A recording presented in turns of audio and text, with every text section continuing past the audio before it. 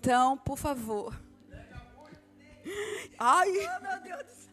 Que Deus te use, que você seja instrumento de Deus nessa noite, que o Senhor fale através da sua vida poderosamente, que a palavra que vai sair dos seus lábios possa ser liberada com unção, com graça, com virtude, com poder de Deus, e que possa alcançar corações sábios nessa noite, que não vão só ouvir a palavra, mas vão reter e colocar em prática. Senhor, que Tu venha usar a Tua filha, Senhor, poderosamente, que ela seja instrumento, Senhor, nas Tuas mãos nessa hora, e que ela venha ser surpreendida pelo Teu Espírito Santo.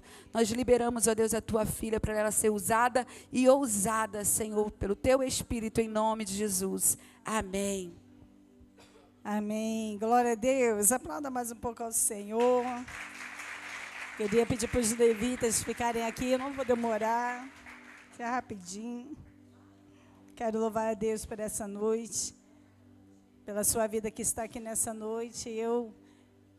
Eu desejo do meu coração é que essa palavra que a pastora ela liberou aqui realmente se cumpra, que Deus, Ele nos dê destino.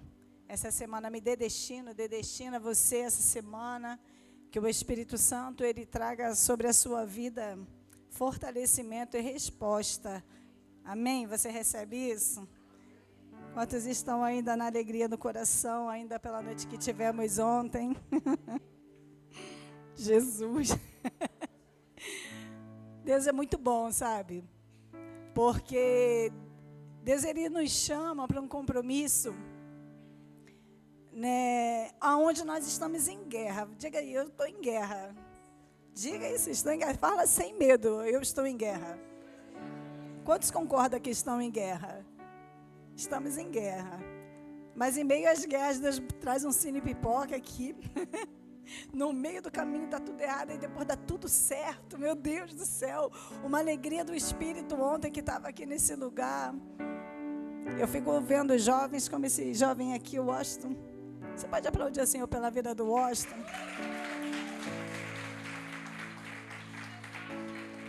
Washington é uma bênção do Senhor. E ontem eu estava ali observando, eu já venho falando com ele há alguns dias. Eu tenho visto o crescimento dele, de alguns jovens. Né? Eu tenho que passar a sardinha para o meu lado, eu sou líder dos jovens, então vou falar dele, desculpa, aí mais coroas como eu. Mas eu vou falar dele. Porque é um jovem que ele chegou aqui muito tímido, ainda é muito tímido, mas muito retraído. E o Senhor tem trabalhado tão lindamente na vida do Washington aqui. Fez dele um levita na casa do Senhor, um músico que está crescendo, né, naquilo que faz. E ontem o Washington teve a ousadia de me jogar pipoca. A ousadia. Eu falei, meu Deus, eu nunca vi ele assim. Que glória. E a gente conversa bastante ali pelo WhatsApp. E ele estava falando, Josi, obrigado por não ter desistido de mim quando eu queria desistir. E eu sei que nessa noite aqui, muitas pessoas se encontram, né, dessa forma como eu um dia quis desistir, o Washington também. Mas o Senhor veio, né, e usou alguém para te dar refrigério em meio a essa guerra. A gente tem vivido tempos, eu falava isso com a pastora sexta-feira, a gente tem vivido dias na igreja, num sentido, num contexto geral, onde a gente tem encontrado dentro da igreja jovens, mulheres, homens, senhoras, idosos, levitas, ministros, fracos por um evangelho que tem tomado uma proporção tão grande no meio da igreja, não é, pastora? Um evangelho de tanta facilidade, onde muitos se esquecem que estão travando uma guerra constantemente. E abraçam esse evangelho, sabe, aonde Deus aceita tudo, aonde você pode qualquer coisa, aonde Deus perdeu o crivo daquilo que é aceitável como oferta diante do seu altar. E nós vamos vendo, sabe, dia após dia, uma igreja que tem sido abraçado esse evangelho de facilidade e tem produzido dentro das suas igrejas crentes enfraquecidos, que no momento da adversidade não sabem o que fazer, para onde ir, como proceder no meio de uma guerra, porque eles não conhecem quem são. Mas o Espírito Santo, ele vem trazendo, sabe, um povo no meio desse povo que tem recebido um despertamento de quem somos nós. A igreja no mundo, ela tem se equiparado muito, sabe, ao contexto mudando. E quando a gente se iguala, a gente perde a nossa identidade de quem nós somos em Cristo. A palavra do Senhor diz assim, olha, não se engane, de Deus não se zomba, Ele não se deixa escarnecer, tudo que o homem semear, isso também Ele ceifará, Ele vai colher. Mas a gente tem vivido dias em que a gente tem plantado muito mal, mas a gente quer colher abundância. Meu Deus, você pode dizer misericórdia. Mas o Espírito Santo de Deus me trouxe aqui hoje, e te trouxe aqui hoje para você saber exatamente quem você é. Porque só quando nós sabemos quem nós somos em Cristo, nós não ficamos perdidos. Só quando nós sabemos quem somos em Cristo é que nós vamos permanecer firmes, constantes, sempre abundantes na sua presença, porque essa é a vontade de Deus. Nós estamos vivendo um tempo de uma geração, né, onde nós vamos queimar. Essa palavra, ela tem virado moda, né? Vamos queimar, queimar, queimar, queimar, queimar. E eu fico pensando, Jesus, o que é queimar? Como assim queimar? Porque parece um chavão, parece algo que alguém fala sem pensar. Eu falei porque o outro falou e eu reproduzi. Você vê tanta gente aí por aí queimando, pulando, saltando. E quando vem a adversidade, você vê aquela mesma pessoa que estava queimando, saltando, pulando, fraco, caindo, pecando e se desviando do Senhor com tanta facilidade, porque não criou algo que o pastor sempre prega aqui, e eu amo quando ele fala sobre isso, sobre raízes. Esses dias ele pregou sobre ser raiz, sobre ser folha e sobre ser galho. Isso nunca mais vai sair da minha cabeça, nunca vai mais sair. Quando eu penso quem é raiz, quem é folha, quem é galho, e o pastor sempre está trazendo essa palavra da importância de você ter raiz, mas só tem raiz forte, quem sabe, a árvore que produz. Porque não é a árvore que produz a raiz, é a raiz que produz a árvore. E a gente está confundindo tudo. A gente primeiro quer nascer árvore forte, para depois criar a raiz. Não. Tem um cedro por aí, eu esqueci o nome. A Tatinha sabe que eu não guardo o nome. Ela acabou me falando o apelido dela, porque o nome eu não gravei. Eu não gravo não, mas tem um cedro, não é? É do Líbano, eu não sei. Que quando ele cresce, quando ele chega à maturidade dele, é porque a raiz dele já está a quilômetros de distância para baixo. Se ele cresce 15 centímetros, a raiz dele já está varando aí uns 20, 30 metros para baixo. Porque foi da raiz que ele surgiu. Então, quando ele cresce muito. Ele cresce, ele não quebra, ele não enverga, é porque a raiz dele tem substância. É porque a raiz dele é que está fortalecida primeiro. Eu quero te perguntar nessa noite, você tem sido uma árvore só muito bonita? Ou você de fato tem criado raiz? Ontem eu estava conversando aqui com a Andressa, já deu o nosso versículo. Eu estava conversando aqui com a Andressa enquanto a gente arrumava o Cine Pipoca sobre, né, a gente vai por aí e sempre tem alguém que convida a gente, né? Olha, vem pra cá. Olha, tua carta tá aí. Estou esperando a tua carta. Não pode entrar numa igreja, ser simpático, dar 2 sorrisos, já era. Vem pra cá. Aqui está precisando de líder. Eu falo, na minha igreja já sou. E eu falava, e ela falava, a gente compartilhava essa mesma A mesma coisa de que a gente cria, e eu gosto de criar raiz. A gente falava assim, eu gosto de criar raiz. Eu tenho 30 anos de evangelho, só mudei de igreja. Essa é a segunda vez que eu mudo de igreja. E só mudei da primeira, porque realmente não tinha mais condição de estar lá. A logística não era boa, não. E aqui eu fui recebida quando eu estava desviada. E que ninguém me visitou da minha antiga igreja. E que ninguém, sabe, percebeu que eu realmente tinha saído daqui. Eu fui abraçada. Falei, nunca vou lá. Nunca vou lá.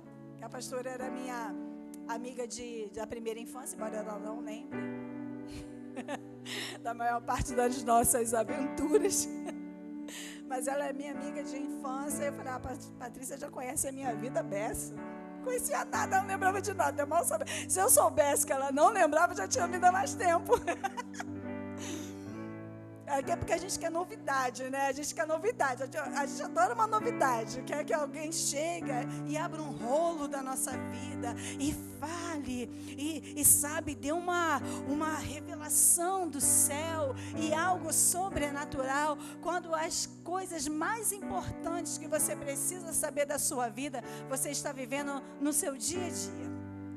Os seus maiores milagres acontecem todos os dias. É porque a gente quer ver tocha de fogo, né? Coluna, nuvem, aquela coisa toda do Antigo Testamento, mas não vai acontecer assim. Deixa eu te falar, isso não vai mais acontecer.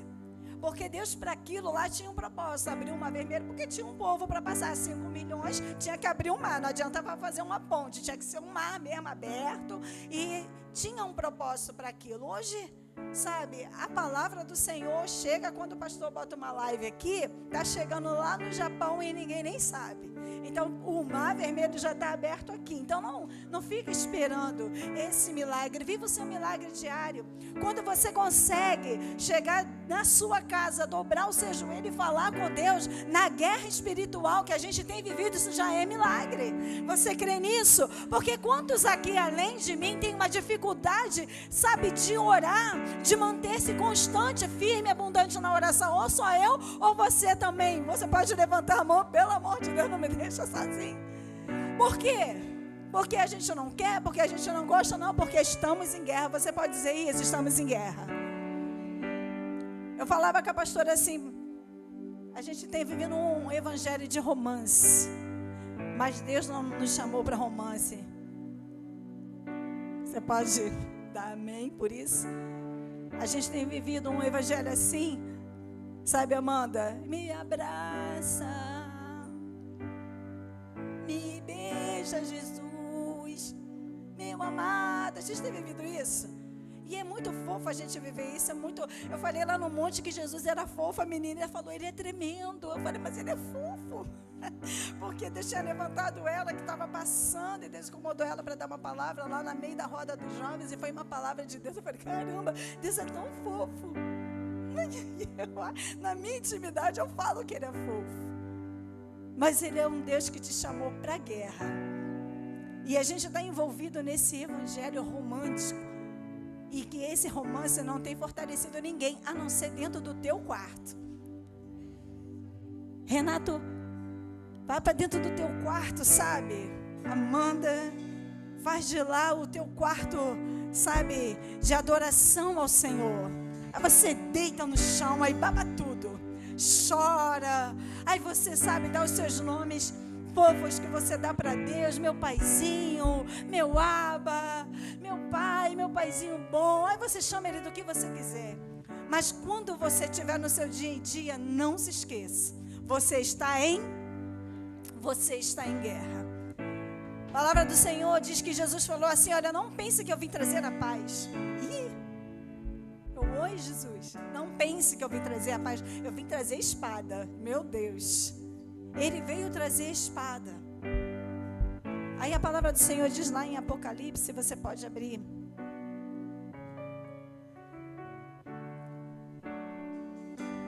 Apocalipse 1:6. Tem uma palavra linda aqui que vai dizer exatamente quem você é. Apocalipse 1:5 e 6. Eu vou ler o 4 também, que é para ficar bem entendidinho. Daqui a pouco eu vou ler Apocalipse todo, não, só o 4. Apocalipse 4, do 4 ao 6, diz assim: João, as 7 igrejas que estão na Ásia, graça e paz seja convosco da parte daquele que é, e que era, e que há de vir, e dos 7 espíritos que estão diante do seu trono, e da parte de Jesus, que é fiel testemunha, o primogênito dos mortos e príncipe dos reis da terra, aquele que nos ama e que em seu sangue nos lavou dos nossos pecados e nos fez reis, diga reis, sacerdotes, para Deus Pai, a Ele a glória, o poder para todo sempre. Amém. Amém. A palavra do Senhor está dizendo aqui, João, lá cativo na ilha de Patmos, ele vai ter uma revelação. E dentro dessa revelação, ele começa a escrever uma carta para as igrejas da Ásia. E ele vai dizer, a primeira coisa que ele vai fazer é cumprimentar, olha, graça e paz da parte daquele que era, que há de vir. E da parte de Jesus Cristo, que é o primogênito entre os mortos. Quando ele fala primogênito, significa que ele é o irmão mais? Ele é o irmão mais? Ele é o irmão mais? Jesus é o irmão mais velho. Porque por adoção, nós fomos feitos filhos de Deus. Então ele é o primogênito, aquele que ressuscitou dentre os mortos. Aí ele vai falar no versículo 6 que ele fez de nós reis e sacerdotes. Quando você vê a palavra do Senhor falando assim, olha, ele fez de você rei e sacerdote, a primeira coisa que vem na sua mente é uma conotação de autoridade. Diga autoridade. O que se espera de um rei é que ele governe com justiça, que ele tenha justiça, retidão e o governo dele seja justo. Quando você fala em sacerdócio, você fala de sacrifício. Então você não foi feito, sabe, uma criatura fraca. O Espírito de Deus, ele vem queimando isso no meu coração, porque a gente vem vivendo um tempo de muita fragilidade. A gente vem vivendo um tempo onde a gente tem, sabe, servos do Senhor que foram resgatados pelo bom e precioso sangue de Jesus e que ele foi comprado de uma forma extraordinária, se sentindo fracos, miseráveis e incapazes, quando a palavra do Senhor diz que ele te fez rei e sacerdote. O grande problema da gente viver o que nós somos em Cristo é porque a gente não sabe quem é. O grande problema da gente fraquejar tanto é porque a nossa identidade com Cristo ainda não foi formada dentro do nosso coração. A gente está se tornando uma geração de queima-se muito e vive-se pouco o que se está escrito aqui. Deixa eu te falar uma coisa. O que queima é lenha, não é verdade? Se você botar numa churrasqueira, numa fogueira, qualquer coisa para queimar, a primeira coisa que você faz é jogar madeira. Você joga ali, você faz churrasco, você bota o quê? O carvão, que é uma madeira ali que foi... Não sei qual é o processo do carvão, mas ele era uma madeira. É madeira. Se você faz uma fogueira, você bota o quê ali? Nessa época aí de frio, a gente vê muita, né? Fogueirinha por aí, vê-se mais, agora está menos, mas você tem que ter madeira, e madeira o quê? Seca. Porque madeira verde não pega fogo. Então você ainda tem que estar seco. Quando a gente vai falar, sabe, de queimar, a gente está dando conotação do que a gente é, o que Deus não chamou a gente para ser. Prestem atenção, porque Deus vai falar assim, vocês também são sacerdotes. Se você for lá no Antigo Testamento, você vai ver todo ali, o ritual ali, dos sacerdotes, onde tinha ali, a pastora falou lindamente sobre o altar, ali onde era a madeira de acácia, revestida ali de cobre, para aguentar o calor do fogo, e ali dentro era colocado a lenha, e por cima da lenha era ali queimado o sacrifício. E aquele sacrifício ali ficava queimando, queimando, queimando, até que o fogo consumisse todo aquele sacrifício. E quando aquele sacrifício era queimado, a gordura daquele sacrifício, ela pingava sobre a lenha e aquilo ali ficava, porque o sacerdote, ele tinha a função de sacrificar pelo povo. O povo vinha com os seus pecados. Lembra-se que a gente está falando de guerra. O povo vinha com os seus pecados. O sacerdote, já vinha com a sua oferta para ser queimada diante desse altar, com a madeira, com o revestimento, com a lenha, com o fogo. E ali o sacerdote, a pessoa que pecou, ele tinha que ficar de joelhos, sacerdote. E ali o pecador botava a mão sobre o seu sacrifício, sobre o animal que seria imolado, com uma conotação de que o meu pecado está sendo transferido para aquele animal.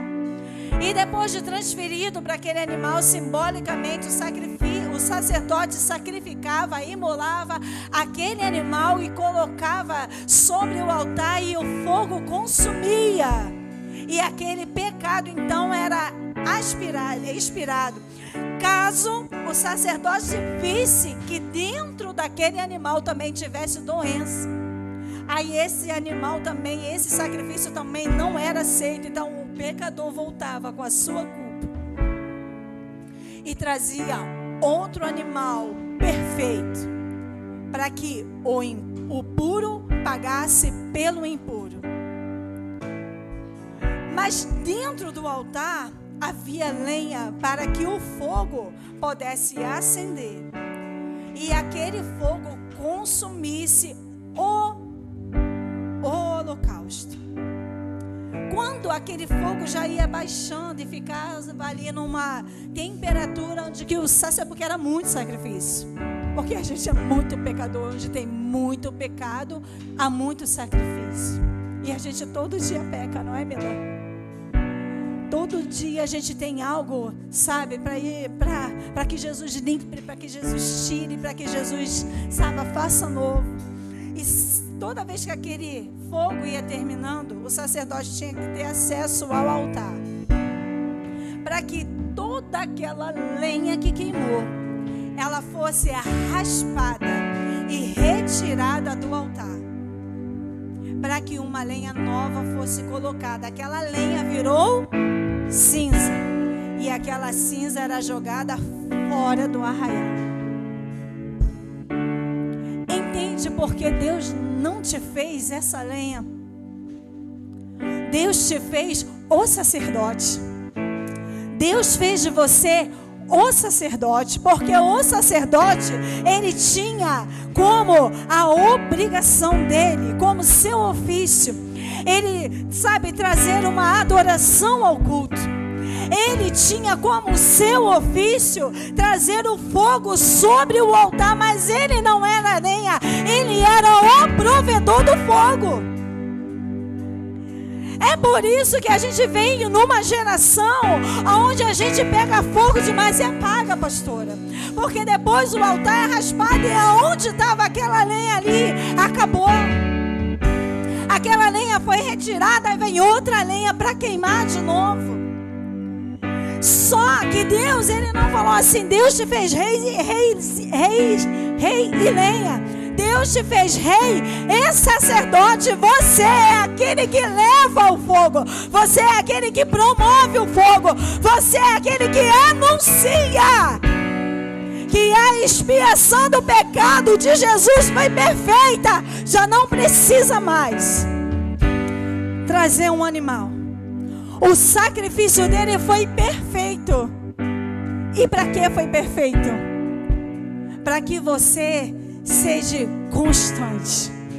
O fogo do Espírito precisa estar dentro do teu coração constantemente. É constante. E aí o que faz o papel, sabe, daquele que vai levar o fogo para dentro do teu coração? É a tua devoção que você tem a Deus todos os dias. a tua devoção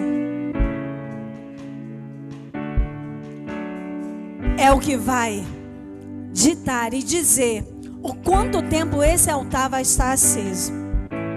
O sacerdote podia sair dali da tenda do templo, sim ou não?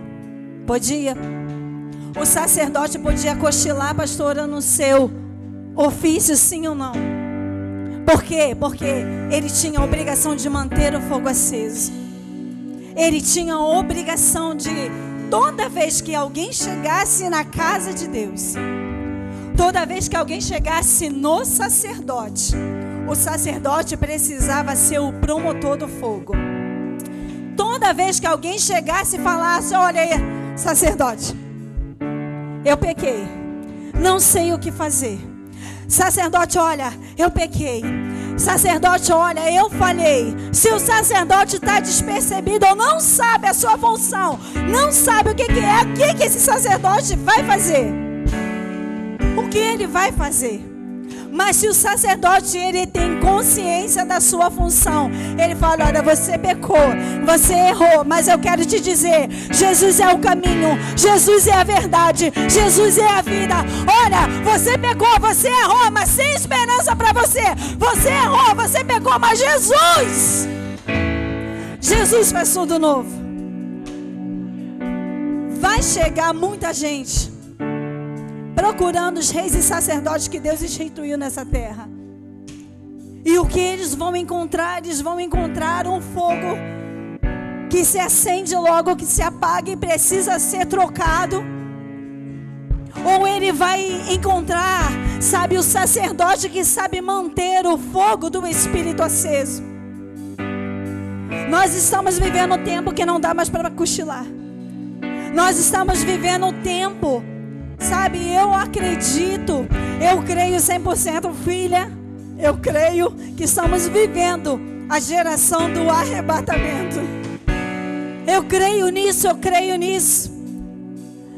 porque os sinais estão aí, e a sua igreja, o Senhor tem falado: desperta, igreja, desperta para aquilo que eu chamei você para fazer. Não sabe, a rotina, meu Deus, eu gosto de rotina. A rotina é boa. Aprendi isso com a pastora, eu não gostava, mas depois que ela falou isso, eu gosto agora da rotina. Aprendi que os milagres acontecem na rotina. A rotina protegia Eva e Adão, foi o que ela disse aqui. A rotina, ela é boa, mas a rotina, ela precisa ter Deus no centro. Nós não podemos nos acostumar com uma rotina longe de Deus. Jovens que estão aí atrás, jovens que estão aqui na frente, mas eu quero falar com a turma lá da cozinha, porque estão sentadinhos sempre lá atrás. Não se acostumem com uma rotina onde Deus não está presente. O mundo tem jogado para vocês, e Satanás, ele é um cara muito articulador, e ele é um cara super atualizado também, porque ele age de acordo com cada geração, com cada estação. Na minha geração tinha lá as suas coisas, e ele agia de acordo com o que nós tínhamos. Hoje ele age de acordo com aquilo que você tem acesso. Eu observo os jovens dentro da igreja que entram e saem e não tem nenhum nível de experiência com Deus, porque o mundo e o diabo, através das suas, articulações, convenceu os jovens e continua convencendo que isso é uma vida com Deus. Levanta o seu dedinho, quem me conhece sabe. Levanta o seu dedinho aí, jovem, e diz assim: não é. Não é. Não é. Uma vida onde você nunca teve uma experiência com Deus, você ainda não se enquadrou no seu papel de rei e sacerdote. Os sacerdotes eram incansáveis. Os levitas tinham, a função de adorar a Deus em todo tempo. Os levitas no altar, os levitas eram tão importantes na presença do Senhor, que quando Josafá, ele estava diante do inimigo, ele falou: Senhor, e agora? O inimigo vem, e agora? E agora o que a gente faz? Deus falou: olha, coloca a arca, os levitas, coloca na frente do exército, para que eles louvem. E com o louvor, o inimigo foi desbaratado. Você sabe o seu papel de sacerdote. Você sabe que você está num tempo de guerra. Eu imagino o coração do sacerdote. Porque o sacerdote também era pecador. Te lembra alguma coisa? Porque o erro do sacerdote era achar que era tão santo que não precisava mais sacrificar por si mesmo. Quando antes do sacerdote oferecer sacrifício pelo povo, ele tinha que oferecer sacrifício por si mesmo. Isso significa preparo. Porque como nós vamos combater o bom combate se a nossa própria armadura está toda desalinhada? Eu acho interessante lá em Efésios, quando ele fala assim: olha, revestível de toda a armadura de Deus. Eu tremo. Eu tremo muito. Porque quando você fala de armadura é porque o negócio é feio. Porque quando você fala de armadura é porque você sabe que contra a sua vida vai vir espada, vai vir seta, vai vir lança. E quando você fala de armadura significa de preparo. O sacerdote, ele precisava sacrificar por ele mesmo, porque ele era pecador. E só assim está em condição, sabe, de ministrar sobre o outro. O sumo sacerdote era o único que podia entrar no Santo dos Santos. E olha que doideira que era o sumo sacerdote. Tinha o santo lugar, o Santo dos Santos, aonde ficava a arca da aliança, a cortina separando um lugar do outro. E ele, sabe, tinha todo um processo para entrar na presença daquele que é santo para sempre. E ele, sabe, se lavava, tirava a sandália dos seus pés, a estola sacerdotal dele era diferente, tinha uns sininhos na ponta, na barra. E ele entrava com seu incenso, ele ia balançando aquele incenso, e ele ia andando no santo lugar, balançando aquele incenso, com uma cordinha amarrada na sua cintura. E ele só entrava no santo lugar quando toda a fumaça daquele incenso, que era puríssimo, tinha cobrido todo o pé dele. Ele não conseguia mais ver a sua carnalidade, a carne dele tinha que estar coberta por fumaça. Então ele entrava no Santo dos Santos para poder ali adorar e interceder pelo povo. E era tão tremendo aquilo. A presença de Deus era uma coisa tão gloriosa, que se ele morresse fulminado lá por causa de algum pecado, ninguém podia entrar lá para tirar. Puxava ele pela cordinha, porque quem entrasse lá também seria fulminado pela presença de Deus. Isso me faz lembrar de Jesus. Porque Jesus falou assim: olha, eu vos chamei para ser santos. Assim como é santo aquele que vos chamou, sede santos também vocês, em toda maneira de você viver. Quando fala em toda maneira de viver, está falando do seu dia a dia. Não é toda maneira de viver quando eu estou no altar. Isso aqui não é minha maneira de viver. Isso aqui eu posso estar fazendo, sabe, coisa errada, e quem é que vai saber? Porque aqui é muito fácil, né? A gente põe uma pinta de pregadora, todo mundo aplaude. Nossa, ela é linda. Estou mentindo, ó, linda, olha só, tem que concordar. Aplaude aquilo ali, pode trazer, né, uma vaidade no nosso ego, mas a gente entende o carinho, mas isso, né, dá um status, está aparecendo na televisão, lá no YouTube, lá na live. porque aqui é uma facilidade. Mas quando eu chego na minha casa, quem eu sou diante do Senhor. Quando eu chego lá, eu lembro que eu sou rei e sacerdote do Senhor. Porque quando eu chego na minha casa, eu espero que o outro faça aquilo que eu tenho que fazer. Eu quero que o outro entenda as minhas razões, mas o rei, Deus fez de você ser. Quem tem o governo da tua casa, homem, é você. Deus te chamou para ser rei e sacerdote. Quem tem o governo dos teus filhos, mulher, é você. Jovens, quem tem o governo daquilo que vai fazer, daquilo que vai falar, de como ser santo, Deus fez você rei e sacerdote. Deus fez você para governar. Deus te deu governo.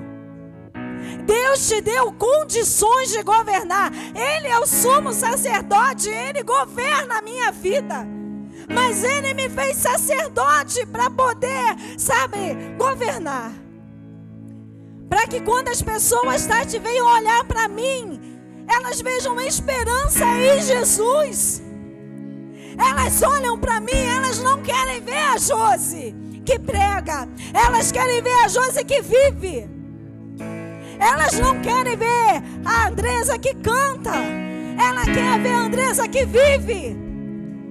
Ela quer ver, a pessoa que trabalha, mas que dá testemunho de sacerdote. Ela quer ver a pessoa que está lá dirigindo, mas que dá testemunho de rei. Ela quer ver a pessoa que está lá caminhando na rua, mas é sacerdote. Ela olha e fala: meu Deus, é diferente. É sacerdote, tem palavra, tem sacrifício. É sacerdote. É sacerdote. E quem é sacerdote vai saber exatamente quem é. Sabe exatamente quem é, quem foi chamado. Sacerdote não anda de cabeça baixada. Sacerdote anda olhando para cima, porque o sumo sacerdote está acima dele. Ele tem direção. Sacerdote tem destino. Não nasceu à toa. Acho lindo, lindo, lindo, lindo que Deus, quando Ele chama Arão para ser sacerdote, fala: mãe, consagra ele, Arão, joga o óleo, derrama o óleo sobre Arão. Ele vai ser ali sumo sacerdote, vai ser ali a sua linhagem. A linhagem de Arão vai ser uma linhagem sacerdotal. E quando Arão ele vai botar no altar o primeiro holocausto, quem taca fogo foi Deus. Oh Jesus, a palavra do Senhor diz que o holocausto estava sobre o altar. E desceu fogo do céu e consumiu o holocausto. Consumiu, e a partir dali, a responsabilidade de manter acesa era de quem? Do sacerdote. Deus te chamou, igreja do Senhor, com uma responsabilidade de manter o fogo do Espírito Santo aceso. Chega desse negócio de que hoje eu estou forte, amanhã eu estou fraco, hoje eu quero caminhar, amanhã eu quero desistir, hoje eu estou explodindo, amanhã, Jesus, eu não sei, hoje eu estou pulando no poder, amanhã eu estou pegando. Chega, igreja do Senhor, chega, Deus te chamou para ser rei e sacerdote. Quem sabe o que é, não vive em inconstância.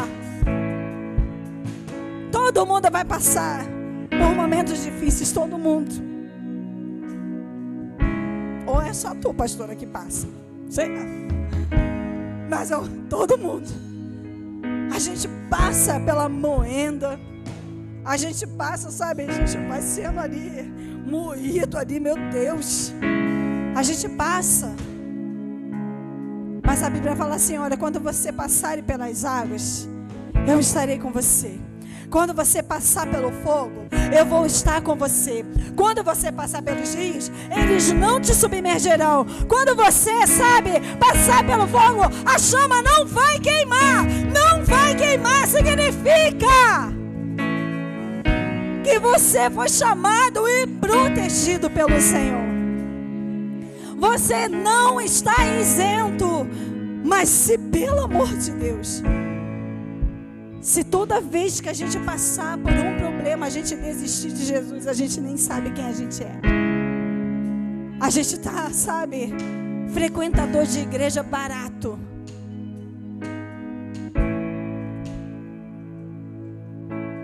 Jesus, Ele deixou uma glória. Ele deixou tudo. Ele se fez homem. Morreu por você e por mim. Derramou o sangue. Foi o sacrifício perfeito. Perfeito. Depois dele não precisa morrer mais ninguém. Aleluia. Você pode dar glória a Deus. Aleluia. Para te fazer rei e sacerdote. No começo, você pode até ter dúvida de quem você é. Hebreus fala assim, olha, Hebreus 5, se eu não me engano, vai falar assim, olha, vocês já eram para estar a quilômetros de distância. Vocês já eram para estar comendo o mocotó do céu. Vocês já eram para estar comendo aquele alimento robusto, mas eu não posso dar ainda a vocês. Porque vocês ainda, depois de tanto tempo, estão agindo como meninos. O escritor dos Hebreus está dizendo assim, olha, depois de tanto tempo servindo ao Senhor, vocês ainda não sabem quem Ele é e nem quem são nele. Meu Deus, meu Deus. Estamos vivendo um tempo que a igreja do Senhor, ela precisa se levantar como quem ela é. Dentro da mesma igreja você vai encontrar pessoas que estão mais fracas, pessoas mais maduras, pessoas, sabe, mais meninas que estão chegando agora. Mas Deus levantou aqui nessa noite uma geração de sacerdotes para que aqueles que são enfraquecidos sejam fortalecidos. Por quê? Por você.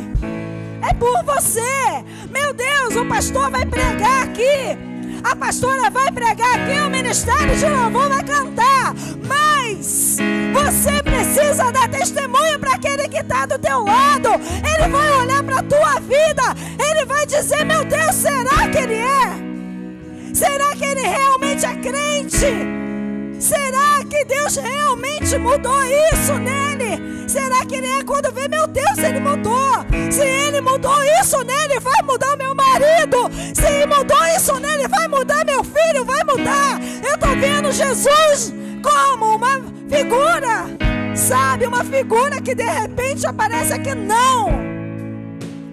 Você é os pequenos Cristos. O pequeno Cristo que o mundo vai ver. Você pode se colocar de pé e falar assim, sou eu. Você pode dizer, sou eu. Sou eu. Sou eu, sou eu a que Deus vai usar. Sou eu que Deus vai usar para conduzir pessoas a sacrificar, sabe, para serem o sacrifício no altar. Em nome de Jesus, não saia mais daqui. Sabe como? Uma brasa que hoje acende, amanhã se apaga. Você é sacerdote. Você é sacerdote.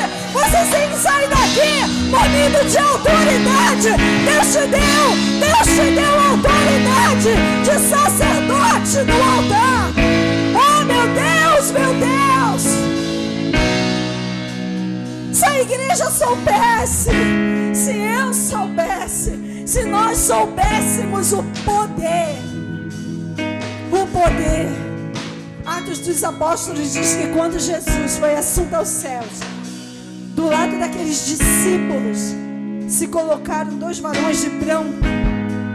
Enquanto eles estavam lá admirados, olhando Jesus sendo assunto ao céu, os varões de branco, olha só, preste atenção, Jesus estava sendo assunto aos céus. Depois de ressurreto, ficou 40 dias falando, pregando, ensinando. E ele foi lá no Monte das Oliveiras, lá, e foi assunto aos céus. Tem alguma coisa mais extraordinária do que essa, pastora? Se tu visse Jesus sendo assunto aos céus, tu ia ver varão de branco do teu lado? Tu não ia nem perceber. É Jesus que está indo, meu Deus. Até assim, Jesus, catatônico, ele está indo. Meu Deus, os varão de branco estão assim. Ei, por que vocês estão assim? Tão admirados, ele está indo.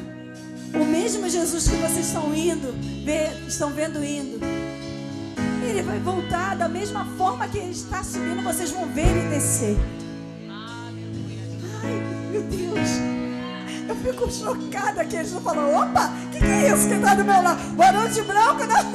Eles continuam assim, olhando. E a Bíblia fala que eles andam a distância de um sábado. Eu falei assim, por que não de uma terça? Por que a distância de um sábado? Será que o sábado é mais curto?